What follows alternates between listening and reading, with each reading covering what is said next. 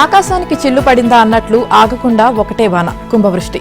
కామారెడ్డి, మెదక్, నిర్మల్, రాజన్న సిరిసిల్ల తదితర జిల్లాల్లో కుండపోతగా కురిసిన వానకు చెరువులు నిండి కట్టలు తెగాయి, వంతెనలు కూలాయి, కల్వర్టులు కొట్టుకుపోయాయి, వాగులు పొంగాయి, ఊళ్లకు ఊళ్లే జలదిగ్బంధమయ్యాయి.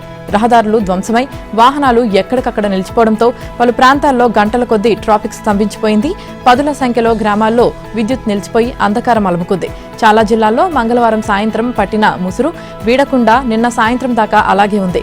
ముఖ్యంగా కామారెడ్డి జిల్లాను భారీ వర్షాలు, వరదలు అతలాకుతలం చేశాయి. జిల్లా చరిత్రలో ఎప్పుడూ లేని విధంగా 2 రోజుల్లో రికార్డు స్థాయి వర్షపాతం నమోదైంది. జిల్లా కేంద్రంతో పాటు ఏ గ్రామాన్ని, తండాన్ని కదిలించినా వరద కన్నీటి గాథలే. జిల్లాలోని రాజంపేట మండలం ఆర్గొండ గ్రామంలో బుధవారం ఉదయం 8 గంటల నుంచి మధ్యాహ్నం 2 గంటల వరకు కేవలం 6 గంటల్లోనే 36.8 సెంటీమీటర్ల వర్షపాతం నమోదైంది. కామారెడ్డి పట్టణ కేంద్రంలోని పెద్ద చెరువు ఉధృతంగా ప్రవహించడంతో లోతట్టు ప్రాంతాలన్నీ జలమయమయ్యాయి. జిల్లా యంత్రాంగం ఎన్డీఆర్ఎఫ్, ఎస్డీఆర్ఎఫ్ బృందాలను రంగంలోకి దింపి రెస్క్యూ ఆపరేషన్స్ ద్వారా వరదల్లో చిక్కుకున్న 1071 మందిని కాపాడింది. వరదల తాకిడికి కామారెడ్డి జిల్లాలో 58 రహదారులు ధ్వంసమయ్యాయి. దీంతో రవాణా వ్యవస్థ స్తంభించిపోయింది. కామారెడ్డి పట్టణ కేంద్రం నుంచి మొదలుకొని బిక్కనూరు వరకు 44వ జాతీయ రహదారిపై వరదలు ఉధృతంగా ప్రవహించడంతో బుధవారం రోజంతా వాహనాల రాకపోకలను నిలిపివేశారు. బిక్కనూరు మండలంలోని జంగంపల్లి, బస్వాపూర్ వద్ద జాతీయ రహదారిపై వరదలో చిక్కుకున్న పలువురు వాహనదారులను పోలీసులు రక్షించారు. తిప్పాపూర్, రామేశ్వరపల్లి మధ్యలోని రైల్వే మార్గం వరదల తాకిడికి ట్రాక్ కొట్టుకుపోవడంతో రైళ్ల రాకపోకలను నిలిపివేశారు. కొన్ని రైళ్లను దారి మళ్లించారు. మెదక్ జిల్లా 48 గంటల వ్యవధిలో 55 సెంటీమీటర్ల వర్షపాతం నమోదైంది. మెదక్ పట్టణంలో పుష్పాల వాగు ఉధృతికి విద్యుత్ సబ్స్టేషన్ కొట్టుకుపోవడంతో 9 గ్రామాలు అంధకారంలో చిక్కున్నాయి. హవేలీ గన్పూర్ మండలంలో నక్కవాగు పొంగి పొరలడంతో బోధన్, మెదక్ రహదారిపై రాకపోకలు నిలిచిపోయాయి. నిజాం హయాంలో నిర్మించిన పోచారం ప్రాజెక్టు మీద నుంచి నీరు ప్రవహించడం తీవ్ర ఆందోళనకు గురిచేసింది. ప్రాజెక్టు సామర్థ్యాన్ని మించి 2.5 రెట్ల మేర అధికంగా వరద రావడంతో సమీప గ్రామాల ప్రజలు హడలిపోయారు.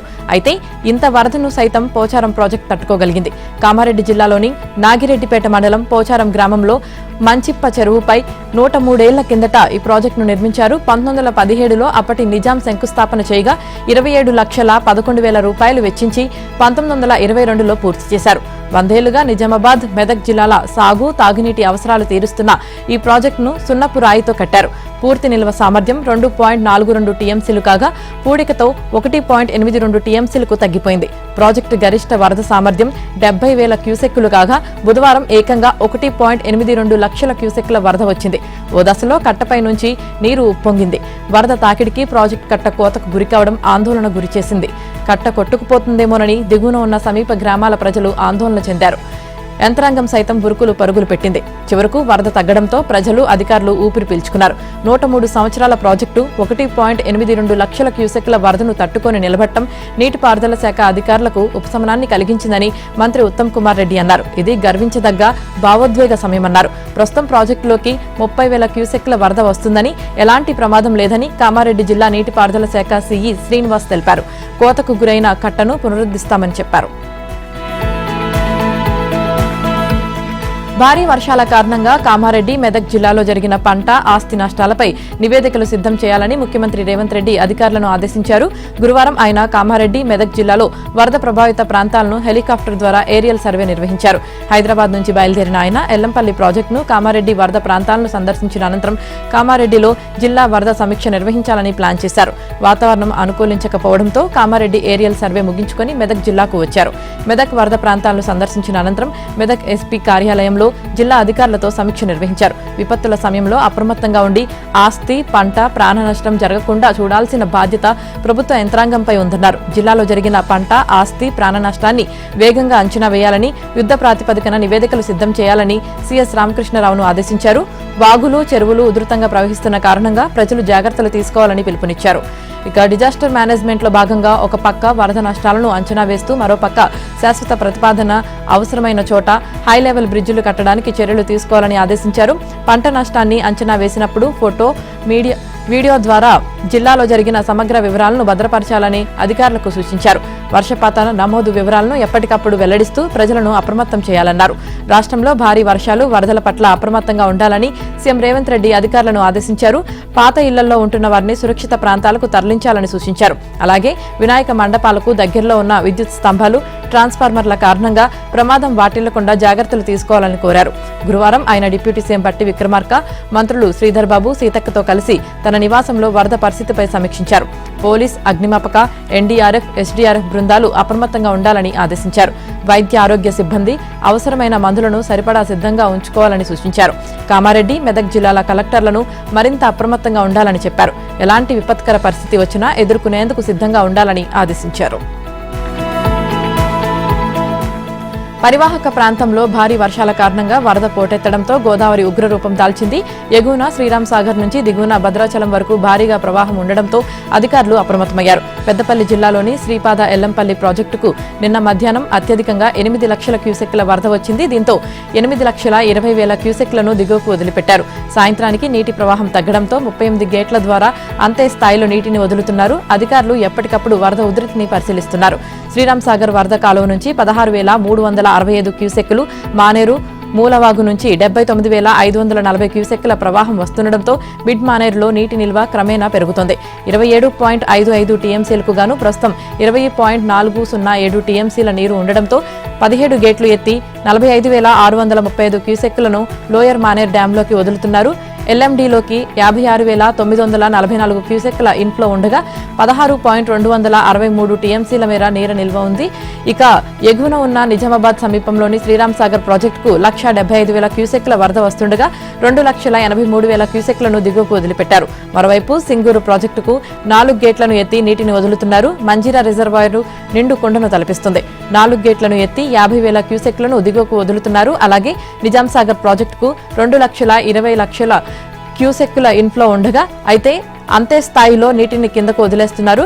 కడెం ప్రాజెక్టుకు 44,000 క్యూసెక్ల ఇన్ఫ్లో వస్తుండగా అవుట్ఫ్లో 41,000గా ఉంది. పాలవంచులోని కిన్నెరసాని, చర్లలోని తాలిపేరు ప్రాజెక్టులకు వరద పోటెత్తగా కిన్నెరసాని నుంచి 10,000 క్యూసెక్కులు, తాలిపేరు నుంచి 65,000 క్యూసెక్కుల నీటిని విడుదల చేశారు. క్రీడల ప్రోత్సాహం విషయంలో ప్రపంచమంతా హైదరాబాద్ గురించి మాట్లాడుకోవాలనేదే ప్రభుత్వ లక్ష్యమని ముఖ్యమంత్రి రేవంత్ రెడ్డి ప్రకటించారు. అన్ని రకాల క్రీడలకు హైదరాబాద్ వేదికగా మారాలని ఆకాంక్షించారు. నిన్న తెలంగాణ స్పోర్ట్స్ హబ్ బోర్డు మొదటి సమావేశానికి ముఖ్యమంత్రి హాజరయ్యారు. రాష్ట్రంలో స్టేడియాల నిర్వహణ, వసతులు మెరుగుపరచడం, కోచ్లు, ట్రైనర్లకు శిక్షణ, క్రీడా విధానంలో వివిధ అంశాలపై ప్రణాళిక రూపకల్పన, అమలుకు ఉపసంఘాల ఏర్పాటుకు తీర్మానాలు చేశారు. ఖేలో ఇండియా, కామన్వెల్త్, ఒలింపిక్స్ ఇలా ఏ పోటీలు నిర్వహించినా వాటిలో తెలంగాణకు అవకాశం కల్పించాలని కేంద్ర ప్రభుత్వాన్ని కోరుతూ తీర్మానించారు. బోర్డులోని సభ్యుల సలహాలు, సూచనలు ఇచ్చారు. తెలంగాణలో ఐటీ సంస్కృతి తరహాలో క్రీడా సంస్కృతి రావాలని పిలుపునిచ్చారు. క్రీడా రంగానికి బడ్జెట్ 16 రెట్లు పెంచినట్లు తెలిపారు. రాష్ట్రంలో పెద్ద ఎత్తున స్టేడియాలు, అధునాతన పరికరాలు అందుబాటులో ఉన్నా ఆశించిన స్థాయిలో ఫలితాలు రావడం లేదన్నారు. వాటిని సమగ్రంగా సద్వినియోగం చేసుకోవడంతో పాటు క్రీడా రంగంలో తెలంగాణను అగ్రగామిగా నిలిపేందుకు బోర్డు తగిన కార్యాచరణ ప్రణాళిక రూపొందించాలని కోరారు. క్రీడా రంగం అభివృద్ధికి నిధులు, నిపుణులు, నిర్వహణ అవసరమైనందునే బోర్డులో ప్రముఖ కార్పొరేటర్లు, క్రీడాకారులు, క్రీడా నిర్వాహకులకు చోటు కల్పించామని వివరించారు. క్రీడా పోటీల విధానాన్ని మార్చనున్నట్లు సీఎం ప్రకటించారు. ఆటల పోటీలను గ్రామ, మండల, శాసనసభ నియోజకవర్గ స్థాయిలో నిర్వహిస్తామని చెప్పారు. శాసనసభ నియోజకవర్గ స్థాయిలో విజేతలుగా నిలిచిన జట్ల మధ్య పార్లమెంట్ నియోజకవర్గ స్థాయి పోటీలు నిర్వహించి అంతిమంగా రాష్ట్ర స్థాయి పోటీలు నిర్వహించి దాని ప్రకారం రాష్ట్ర స్థాయి జట్లను ఎంపిక చేస్తామన్నారు. క్రీడా సామాగ్రిపై పన్నుల తగ్గింపునకు కేంద్రంతో మాట్లాడతామని చెప్పారు. యంగ్ ఇండియా స్పోర్ట్స్ యూనివర్సిటీలో ఫిజియోథెరపీ, ఇతర క్రీడా సంబంధిత కోర్సులు ప్రవేశపెడతామని తెలిపారు. కోచ్లకు అంతర్జాతీయ ప్రమాణాలతో శిక్షణ ఇప్పిస్తామన్నారు. 3 ఏళ్లలో సాధించాల్సిన లక్ష్యాలపై బోర్డు తగిన కార్యాచరణ రూపొందించాలని సూచించారు. సమావేశం అనంతరం హైదరాబాద్లో అక్టోబర్ 2 నుంచి ప్రారంభమయ్యే ప్రైమ్ వాలీబాల్ లీగ్ పోస్టర్ను ముఖ్యమంత్రి రేవంత్ రెడ్డి ఆవిష్కరించారు. బీసీలకు 42% రిజర్వేషన్ల అమలుపై ముఖ్యమంత్రి రేవంత్ రెడ్డితో మంత్రుల కమిటీ నిన్న సమావేశమైంది. రాష్ట్రంలో స్థానిక సంస్థల ఎన్నికల్లో బీసీలకు 42% రిజర్వేషన్ల అమలుకు తీసుకోవాల్సిన చర్యలపై చర్చించింది. న్యాయ నిపుణుల సలహాల అనంతరం రిజర్వేషన్లపై కమిటీ 3 ప్రత్యామ్నాయ ప్రతిపాదనలను సీఎంకు సూచించినట్లు తెలిసింది. బీసీలకు రిజర్వేషన్ల పెంపుపై గాంధీ భవన్లో నిన్న జరిగిన న్యాయ సలహా కమిటీ సమావేశంలో పార్టీ రాష్ట్ర వ్యవహారాల incharge Meenakshi Natarajan, TPCC chief Mahesh Goud, deputy CM Bhatti, మంత్రులు, సీనియర్ నేతలు పాల్గొన్నారు. అభిషేక్ సింఘ్వి తదితర న్యాయ నిపుణులు ఇచ్చిన సలహాలు, సూచనలపై సమావేశంలో విస్తృతంగా చర్చించారు. 42% రిజర్వేషన్ల అమలుకు ప్రభుత్వ పరంగా తీసుకోవాల్సిన చర్యలపై మహేష్ గౌడ్కు కమిటీ సభ్యులు 3 ప్రత్యామ్నాయాలను సూచించినట్లు తెలిసింది. పార్టీ పరంగా ఎన్నికల్లో బీసీలకు 42% అవకాశం కల్పించడం, ప్రత్యేక జీవోతో రిజర్వేషన్లు అమలు చేయడం, మరో నెల రోజుల గడువు ఉన్నందున కేంద్రం నుంచి ఆమోదం లభించే వరకు నిరీక్షించడం, ఈ అంశాలపై సీఎం రేవంత్తో చర్చించినట్లు తెలిసింది. సెప్టెంబర్ 30 లోపు స్థానిక సంస్థల ఎన్నికల ప్రక్రియను పూర్తి చేయాలన్న హైకోర్టు ఆదేశాలను పరిగణలోకి తీసుకుని రిజర్వేషన్ల అమలుకు కార్యాచరణ రూపొందించడంపై విస్తృతంగా చర్చించినట్లు సమాచారం. ఇక రిజర్వేషన్లు పెంచుతూ ప్రత్యేక జీవోతో ఎన్నికల ప్రక్రియ ప్రారంభిస్తే అడ్డుకునేందుకు విపక్షాలు కోర్టును ఆశ్రయిస్తే ఏం చేయాలనే దానిపైన చర్చించినట్లు తెలిసింది. గతంలో బీసీలకు సంబంధించిన సమాచారం లేకపోవడంతో రిజర్వేషన్ల పెంపును కోర్టు అంగీకరించలేదని, ఈసారి రాష్ట్ర ప్రభుత్వం నిర్వహించిన కులగణన సమాచారాన్ని అందిస్తే కోర్టు సానుకూలంగా స్పందించే అవకాశం ఉంటుందని కమిటీ అభిప్రాయపడినట్లు సమాచారం. మరోవైపు హైకోర్టు గడువుపై సుప్రీంకోర్టును ఆశ్రయించే అంశంపైన సమావేశంలో చర్చించినట్లు తెలిసింది. ఏదేమైనా బీసీలకు 42% రిజర్వేషన్లతో స్థానిక ఎన్నికలకు వెళ్లడానికి సన్నాహాలు ప్రారంభించాలని ప్రభుత్వం కృతనిశ్చయంతో ఉన్నట్లు సీఎం రేవంత్ రెడ్డి ఈ సందర్భంగా కమిటీకి స్పష్టం చేసినట్లు సమాచారం.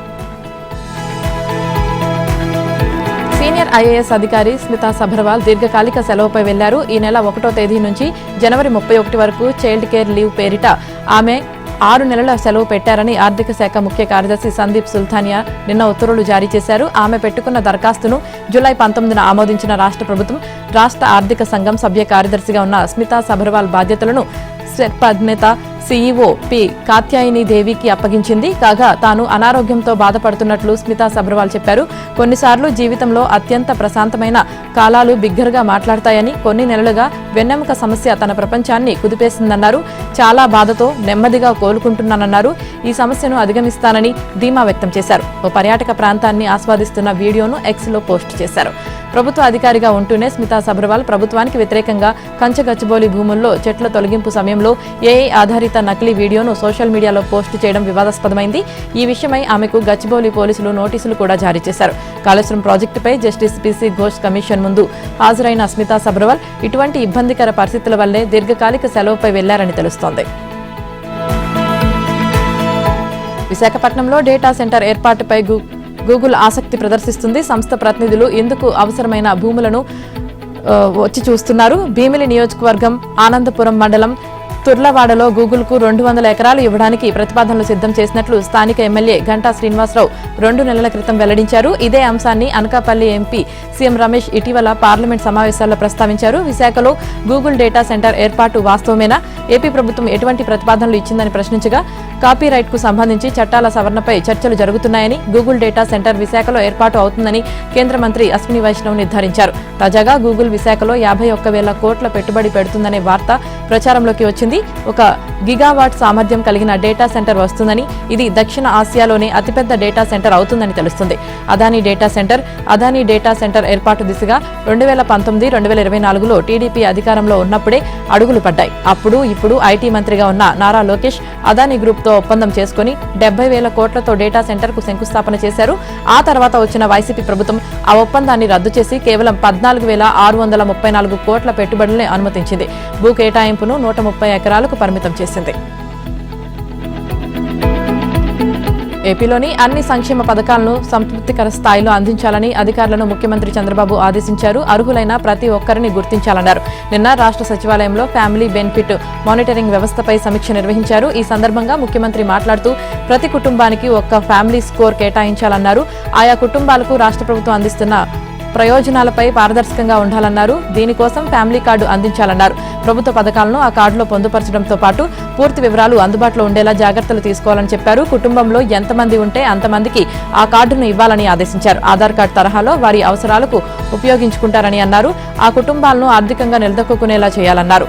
రాష్ట్రంలో ప్రతి కుటుంబ సంక్షేమం, కనీస అవసరాలు తెలుసుకునేలా క్షేత్రస్థాయిలో సమాచార వ్యవస్థను పటిష్టపరచాలని అధికారులను ఆదేశించారు. బీసీ, ఎస్సీల్లో ఉన్న కొన్ని కులాలు చాలా వెనుకబడి ఉన్నాయని, ఆర్థికంగా, సామాజికంగా వారికి లబ్ధి అందడం లేదని ఆవేదన వ్యక్తం చేశారు. ఓసీల్లో కూడా ఇంకా ఆర్థికంగా వెనుకబడిన వారున్నారని తెలిపారు. అలాంటి వారందరినీ గుర్తించి వెనుకబాటుతనాన్ని రూపుమాపాలంటే ఖచ్చితమైన సమాచారం అవసరమన్నారు. వైసీపీ హయాంలో పలు వివాదాలు, చిత్ర విచిత్ర నిర్ణయాలకు కేంద్రంగా నిలిచిన టీడీఆర్ బాండ్ల స్కామ్ వ్యవహారం మళ్లీ తెరపైకి వచ్చింది. కూటమి ప్రభుత్వం వచ్చిన తర్వాత ఈ స్కామ్ పై విజిలెన్స్ విచారణకు ఆదేశించింది. శాఖాపరమైన విచారణను జరిపించాలని ఉత్తర్వులు ఇచ్చారు. రాష్ట్ర వ్యాప్తంగా అప్పట్లో 100 కోట్ల విలువైన టీడీఆర్ బాండ్లు జారీ అయ్యాయి. వీటి లబ్ధిదారుల్లో నకిలీలు, దళారులే అత్యధికమని కూటమి ప్రభుత్వం గుర్తించింది. అయితే అక్రమాలను నిగ్గు తేల్చే పనిని విజిలెన్స్ ఆశించినంత వేగంగా చేపట్టడం లేదని అభిప్రాయం ఉంది. మరోవైపు ఇద్దరు మంత్రులు టీడీఆర్ బాండ్లపై భిన్నంగా చేసిన ప్రకటనలు ఈ వ్యవహారాన్ని మరోసారి చర్చనీయాంశంగా మార్చింది. టీడీఆర్ బాండ్ల అవకతవకలపై విచారణ లోతుగా జరుగుతుందని తిరుపతి జిల్లా ఇన్ఛార్జ్ మంత్రి అనగాని సత్యప్రసాద్ తెలుపగా, టీడీఆర్ కు సంబంధించి తిరుపతిలో పెద్దగా అవినీతి జరగలేదని పురపాలక శాఖ మంత్రి నారాయణ వ్యాఖ్యానించారు. టీడీఆర్ బాండ్లను ఈ శాఖే జారీ చేస్తుంది. అయితే నారాయణ వ్యాఖ్యలను అవకాశంగా తీసుకుని ఐఏఎస్ శ్రీలక్ష్మిపై తిరుపతి మాజీ ఎమ్మెల్యే భూమన కరుణాకర్ రెడ్డి తీవ్ర ఆరోపణలు చేశారు. రాష్ట్రంలోని పలు నగరాలు, పట్టణాల్లోనూ అప్పట్లో భారీగా బాండ్ల దోపిడీ కొనసాగింది. గుంటూరు శివారులో 2.5 కిలోమీటర్ల మేర రోడ్డు విస్తరణను వైసీపీ హయాంలో చేపట్టారు. ఏపీలో పెట్టుబడులు వెల్లువెత్తుతున్నాయి. కొత్తగా 53,922 కోట్ల పెట్టుబడులు రానున్నాయి. ఈ పెట్టుబడులతో 83,437 మందికి ఉద్యోగాలు దక్కనున్నాయి. దీనికోసం 27 సంస్థల ప్రతిపాదనలకు రాష్ట్ర స్థాయి పారిశ్రామిక ప్రోత్సాహక మండలి తాజాగా ఆమోదం తెలిపింది. వెలగపూడి సచివాలయంలో నిన్న ముఖ్యమంత్రి చంద్రబాబు అధ్యక్షతన రాష్ట్ర స్థాయి ఎస్ఐబిపి సమావేశం జరిగింది. ఈ సమావేశంలో 2,181 కోట్లతో 2,783 మందికి ఉద్యోగాలు కల్పించేలా ఎలక్ట్రానిక్స్ అండ్ కమ్యూనికేషన్ సంస్థలు చేసిన ప్రతిపాదనలకు ఎస్ఐబిపి గ్రీన్ సిగ్నల్ ఇచ్చింది. అదేవిధంగా ఇదివరకే ఆమోదం పొందిన సంస్థలు చేసిన సవరణలతో సహా క్లీన్ ఎనర్జీ రంగంలో 42,171 కోట్ల పెట్టుబడులకు అనుమతి లభించింది. మొత్తం 19,835 మందికి ఈ సంప్రదాయేతర ఇంధన వనరుల సంస్థల ద్వారా ఉద్యోగాలు రానున్నాయి. పర్యాటక రంగంలో 550 కోట్లతో 775 మందికి ఉద్యోగాలను కల్పించేలా చేసిన ప్రతిపాదనలకు ఎస్ఐబిపి ఆమోదం తెలిపింది. 314 కోట్లతో 11,000 మందికి ఉద్యోగాలను ఇచ్చే ఎంఎస్ఎంఈ ప్రైవేట్ ఇండస్ట్రియల్ పార్కులకు చేసిన ప్రతిపాదనలకు గ్రీన్ సిగ్నల్ లభించింది. ఏపీలో మరో 15 ఏళ్లు కూటమి ప్రభుత్వమే ఉంటుందని జనసేన అధినేత ఉప ముఖ్యమంత్రి పవన్ కళ్యాణ్ మరోసారి తేల్చి చెప్పారు. 3 పార్టీలు కలిసే ఉంటాయని, అందులో అనుమానమేమీ పెట్టుకోవద్దని స్పష్టం చేశారు. సేనతో సేనాని పేరిట జనసేన విశాఖపట్నంలో నిర్వహిస్తున్న సమావేశాలు నిన్న ప్రారంభమయ్యాయి. బీచ్ రోడ్లోని బేవ్యూ హోటల్లో ఉదయం మంత్రులు, ఎంపీలు, ఎమ్మెల్యేలతో పవన్ లెజిస్లేచర్ సమావేశం నిర్వహించారు. మధ్యాహ్నం మిగిలిన నాయకులతోనూ భేటీ. ఏపీలో యూరియా కొరతను తీర్చడానికి ప్రభుత్వం చర్యలు చేపట్టింది. సెప్టెంబర్ 6న రావాల్సిన 10,350 టన్నుల యూరియాను సీఎం చంద్రబాబు చొరవతో కేంద్ర ప్రభుత్వం వారం ముందే రాష్ట్రానికి పంపింది. ఇండియన్ పొటాష్ లిమిటెడ్ కంపెనీ ద్వారా నిన్న గంగవరం పోర్టుకు యూరియా చేరుకుంది. నౌక నుంచి యూరియాను శుక్రవారం దిగుమతి చేసుకున్నారు. వారం ముందుగానే యూరియాను సరఫరా చేసినందుకు రాష్ట్ర వ్యవసాయ శాఖ మంత్రి అచ్చెన్నాయుడు కేంద్రానికి ప్రత్యేక కృతజ్ఞతలు తెలిపారు. యూరియాను గంగవరం పోర్టులో దిగుమతి చేస్తున్నామన్నారు. రాష్ట్రంలో వివిధ ప్రాంతాల్లోని వ్యవసాయ సాగు పరిస్థితి, వాటి దశలను బట్టి యూరియా అవసరాలకు శాస్త్రీయంగా బేరీజు చేసుకుంటూ ప్రణాళికబద్ధంగా అత్యంత అవసరమున్న ప్రాంతాలకు సరఫరా చేయాలని వ్యవసాయ శాఖ కమిషనర్ ఢిల్లీ రావును మంత్రి ఆదేశించారు. అలాగే సెప్టెంబర్ మొదటి వారంలో కాకినాడ పోర్టుకు మరో 25,000 టన్నుల యూరియా పంపేందుకు కేంద్రం హామీ ఇచ్చిందని అచ్చెన్నాయుడు తెలిపారు. తక్షణం పంటలకు అవసరమైన మేరకు మాత్రమే యూరియాను కొనుగోలు చేయాలని రైతులకు మంత్రి సూచించారు. రబీ సీజన్ కోసం ముందే కొనుగోలు చేయాల్సిన అవసరం లేదన్నారు. రాష్ట్రానికి వచ్చిన యూరియాను ఇతర రాష్ట్రాలకు దారి మళ్లించకుండా, అధిక ధరలకు విక్రయించకుండా విజిలెన్స్ ఎన్ఫోర్స్మెంట్ నిఘా కొనసాగుతుందని తెలిపారు. అన్ని జిల్లాల్లో కలెక్టర్, ఎస్పీ ఆధ్వర్యంలో వ్యవసాయ, పోలీస్, విజిలెన్స్, రెవెన్యూ, పరిశ్రమల అధికారులతో సంయుక్త టీంలను ఏర్పాటు చేసి తనిఖీలు చేయిస్తున్నామని వివరించారు. ఏపీలో రోజురోజుకు ధర పతనం కావడంతో ఉల్లి రైతును కంట కన్నీళ్లు పెట్టిస్తుంది. అధిక వర్షాలకు ఉల్లి కుళ్లిపోయింది. దిగుబడులు భారీగా తగ్గాయి. అరకొర పంటను మార్కెట్కు తీసుకువెళ్తే నాణ్యత లేదంటూ వ్యాపారులు ధరలు తగ్గిస్తున్నారు. ధర భారీగా పతనం కావడంతో రవాణా కూలీలు కూడా గిట్టుబాటు కాక పొలంలోనే పంటను వదిలేసే పరిస్థితి వచ్చింది. కర్నూలు మార్కెట్లో గురువారం క్వింటా కనిష్టంగా 520 పలికితే గరిష్టంగా 1,149కి మించడం లేదు. ఉల్లి సాగులో కర్నూలు జిల్లా అగ్రస్థానంలో ఉంది. జిల్లాలో గతేడాది 5,911 హెక్టార్లలో ఉల్లి సాగు చేయగా ఈ ఏడాది 10,797 హెక్టార్లలో సాగు చేశారు. ఇప్పుడిప్పుడే పంట దిగుబడులు చేతికొస్తున్నాయి. అయితే 20 రోజులుగా జిల్లాలో కురుస్తున్న అధిక వర్షాల పట్ల భూమిలో తేమ శాతం పెరిగి ఉల్లిగడ్డ కుళ్లిపోతుంది. ఫలితంగా దిగుబడులు భారీగా తగ్గిపోతున్నాయి. అలాగే కోత అనంతరం గ్రేడింగ్ కోసం రైతులు భారీగా ఖర్చు చేయాల్సి వస్తుంది. ప్రధానంగా గోనెగండ్ల, దేవనకొండ, ఎమ్నిగ్నూర్, బేల్ఘల్, మంత్రాలయం, కోసిగి, ఆధోని, ఆస్ఫరి, ఆలూరు మండలాల్లో ఉల్లిని అధికంగా సాగు చేస్తున్నారు. ఎకరాకు సగటున 75,000 నుంచి 1,00,000కు పైగా పెట్టుబడి పెడుతున్నారు. దిగుబడి తగ్గడం, ధరలు పతనం కావడంతో అన్నదాత నష్టాల ఊబిలో కూరుకుపోయి అప్పులు పాలవుతున్నారు.